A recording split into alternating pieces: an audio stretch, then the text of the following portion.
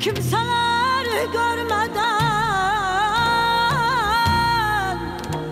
kimseler görmeden yaroy yaroy gel gizli gizli,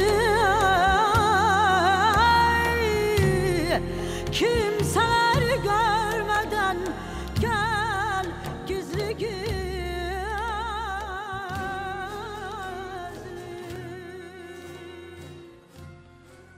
Çox sağ olun Elnarə xanım. Elnarə Abdullayevanın ifası bu qədim türk mahnısıydı. Düzdürmü bunu ifa elədiniz?